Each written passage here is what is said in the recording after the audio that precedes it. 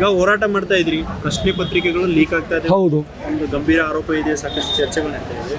So ವಿದ್ಯಾರ್ಥಿಗಳ ಮೇಲೆ ಹಲ್ಲೆ ಒಂದು ಆಗ್ತಾ ಇದೆ. ಏನು ಹೇಳ್ಬೋದು ವಿದ್ಯಾರ್ಥಿಗಳು ಇದ್ರ ವಿದ್ಯಾರ್ಥಿಗಳ ಬಗ್ಗೆ ಹೇಳ್ಬೇಕಾ, ವಿದ್ಯಾರ್ಥಿಗಳು ಏನು ಹೇಳ್ತಾ ಇದ್ದಾರೆ ಅಂತ ಹೇಳ್ಬೇಕಾ? ವಿದ್ಯಾರ್ಥಿಗಳು ಒಂದು ಮನದಾಳ ಏನಿದೆ, ಏನು ಆಗಬೇಕು? ಸರ್, ನಾನು ನಿಮ್ಗೆ ಏನು ಹೇಳ್ತೇನೆಂದರೆ, ನಾನು ಮೊದಲೇ ಒಂದು ಸ್ಪೀಚ್ ಮಾಡಿದೆ. ಸ್ಪೀಚಲ್ಲಿ ಹೇಳಿದೆ ಇದೊಂದು ಖುಷಿ ವಿಚಾರ. ಯಾಕಂತ ಕೇಳ್ತೀರಾ, ಇವಾಗಲಾದರೂ ನಮ್ಮ ಯುವಕರು, ನಮ್ಮ ಜಂಜಿಗಳು ಅರ್ಥಕೊಂಡ್ರಲ್ಲ, ಪ್ರಶ್ನೆ ಮಾಡೋ ಒಂದು ತಾಕತ್ತನ್ನು ಬೆಳೆಸ್ಕೊಂಡ್ರಲ್ಲ, ಅದು ಖುಷಿ ವಿಚಾರ. ಯಾಕೆಂದರೆ ಇವತ್ತು ನಮ್ಮ ಕಣ್ಣು ಮುಂದೆ ನೀಟ್ ಪೇಪರ್ ಲೀಕ್ ಆಗಿದ್ದು ಕಾಣ್ತಾ ಇದೆ. ಆದರೆ ಏನೇನೋ ಆಗ್ತಾ ಇದೆ. ಪ್ರಭು ಶ್ರೀರಾಮನ ಹೆಸರಲ್ಲಿ ಲೂಟಿ ಮಾಡೋದು ನಿಮಗೆ ಗೊತ್ತಿದೆ.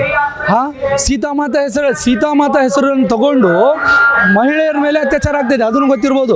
ಹೇಳೋಕೆ ಸೀತಾರಾಮ ಜೈ ಶ್ರೀರಾಮ್ ಅಂತ ಹೇಳ್ತಾ ಇದ್ದಾರೆ, ಹೋಗಿ ಏನು ಮಾಡ್ತಾ ಇದ್ದಾರೆ, ಅದೇ ಮಹಿಳೆಯರನ್ನ ಅತ್ಯಾಚಾರ ಮಾಡ್ತಾರೆ. ಹಲವಾರು ದುರ್ಘಟನೆಗಳು ನಡೀತಾ ಇದೆ. ಯಾರೂ ಕ್ವಶನ್ ಮಾಡ್ತಾ ಇದ್ದಿಲ್ಲ. ಕ್ವಶನ್ ಮಾಡೋದನ್ನ ಏನಂತಾರೆ? ಆ್ಯಂಟಿ ನ್ಯಾಷನಲ್, ದೇಶದ್ರೋಹಿ, ಪಾಕಿಸ್ತಾನಿ, ಜಿಹಾದಿ, ಇನ್ನೊಂದು ಹೇಳ್ತಾರೆ.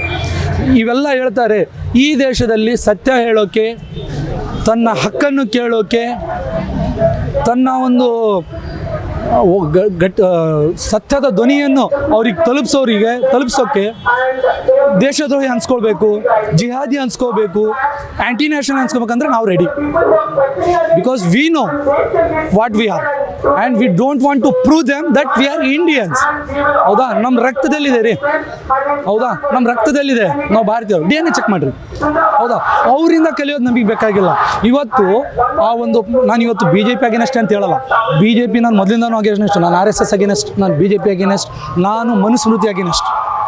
I respect Constitution and Baba Sahib Ambedkar and his ideologies, not the Manusmriti, not the Godse ideology. Okay, so I am always against to the Manusmriti ideology and BJP and RSS.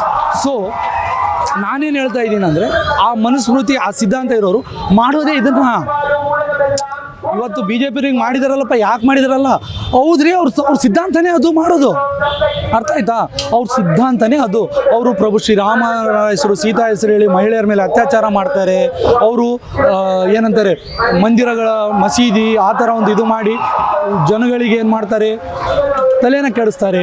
ಇನ್ನೊಂದು ಅವ್ರ ಆಸೆ ಏನು ಗೊತ್ತಾ? ಈ ದೇಶದ ಬುಡಕಟ್ಟು ಜನಾಂಗ, ಹಿಂದುಳಿದ ಜನಾಂಗ, ದಲಿತ ಜನಾಂಗ, ಇವ್ರು ಯಾರು ವಿದ್ಯಾವಂತರು ಆಗಬಾರ್ದು. ಇವ್ರು ವಿದ್ಯಾವಂತರು ಆಗಿಬಿಟ್ರೆ ನಮಗೆ ಕ್ವಶನ್ ಮಾಡಿಬಿಡ್ತಾರೆ. ಇವ್ರು ಕ್ವಶನ್ ಮಾಡಿಬಿಟ್ರೆ ನಮ್ಮ ಮುಖ ಬಯಲಿಗೆ ಬಂದ್ಬಿಡುತ್ತೆ, ನಮ್ಮ ನಾಟಕ. ಇದು ಇವ್ರದ್ದೊಂದು ಸಿದ್ಧಾಂತ. ನಿಮ್ಮ ಪ್ರಶ್ನೆಗೆ ಇದು ಉತ್ತರ ಅನಿಸ್ತಾ ಇಲ್ವೋ?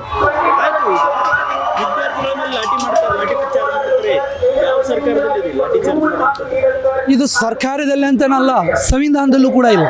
ಹೌದಾ? ಶಾಂತಿ ರೀತಿಯಾಗಿ ಹೋರಾಟ ಮಾಡೋರಿಗೆ ಲಾಠಿ ಚಾರ್ಜ್ ಮಾಡಂತೇಳಿ ಬಾಬಾ ಸಾಹೇಬ್ ಅಂಬೇಡ್ಕರ್ ಸಂವಿಧಾನದ ಯಾವುದೇ ಪುಟದಲ್ಲಿ ಕೂಡ ಬರೆದಿಲ್ಲ. ಇದು ಸಂವಿಧಾನ ಉಲ್ಲಂಘನೆ. ಹೌದಾ? ಇದನ್ನು ಯಾರು ಮಾಡಿದರೆ? ಸರ್ಕಾರ ಮಾಡಿದರು. ಹೌದಾ? ಅದ್ರ ಸಲುವಾಗಿಯೇ ನಾವು ಇವತ್ತು ಹೋರಾಟ ಮಾಡ್ತಾ ಇದ್ದೀವಿ.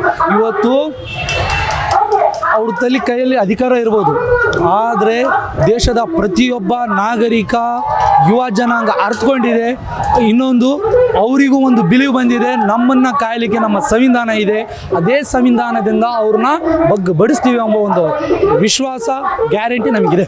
ಈಗ ನೀವು ಹೌದು, CJI ಈ ವಿಚಾರದ ಬಗ್ಗೆ ಅರ್ಜೆನ್ಸಿ ವಿಚಾರಣೆಗೆ ನಕಾರಾತ್ಮಕ ಅಭಿಪ್ರಾಯ ವ್ಯಕ್ತಪಡಿಸಿದೆ.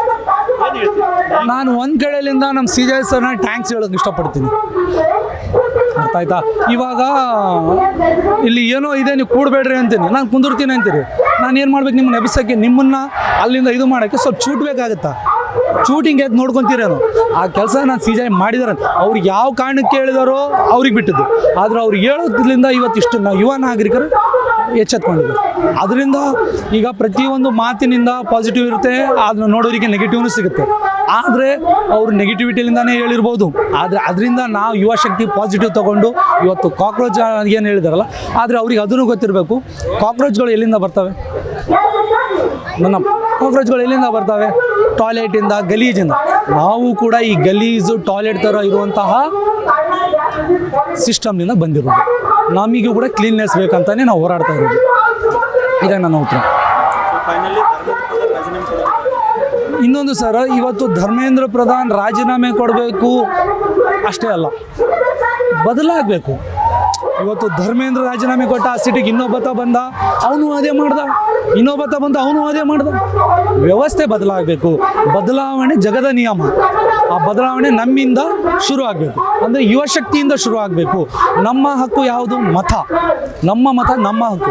ನಾವು ಮತ ಹಾಕೋಕ್ಕಿಂತ ಮುಂಚೆ ಹೆಂಡ ಹಣಕ್ಕೆ ಆಸೆ ಪಡಲಾರ್ದಂಗೆ ಒಳ್ಳೆಯ ವ್ಯಕ್ತಿನ ಈ ದೇಶದ ಅಭಿವೃದ್ಧಿಗೆ, ಈ ದೇಶದ ಯುವ ಶಕ್ತಿಯ ಭವಿಷ್ಯಕ್ಕೆ, ಈ ದೇಶದ ರೈತರಿಗೆ, ಈ ದೇಶದ ಮಾಧ್ಯಮ ವರ್ಗದವನಿಗೆ, ಈ ದೇಶದ ಕಟ್ಟಕಡೆ ಪ್ರಜೆಗೂ ಕೂಡ ಅವನು ಸಹಾಯಕವಾಗಿರುವಂಥ ಅಧಿಕಾರ ನಡೆಸಬೇಕು. ಅಂಥವ್ರಿಗೆ ನಾವು ಆರಿಸ್ಕೊಂಡು ತರಬೇಕು. ಆವಾಗ ಈ ಒಂದು ವ್ಯವಸ್ಥೆ ಬದಲಾಗುತ್ತೆ. ಹೆಚ್ಚಿನ ವಿಡಿಯೋಗಳಿಗೆ ಪ್ರತಿಧ್ವನಿ ಯೂಟ್ಯೂಬ್ ಚಾನೆಲ್ ಸಬ್ಸ್ಕ್ರೈಬ್ ಮಾಡಿ, ಬೆಲ್ ಐಕಾನ್ ಕ್ಲಿಕ್ ಮಾಡಿ.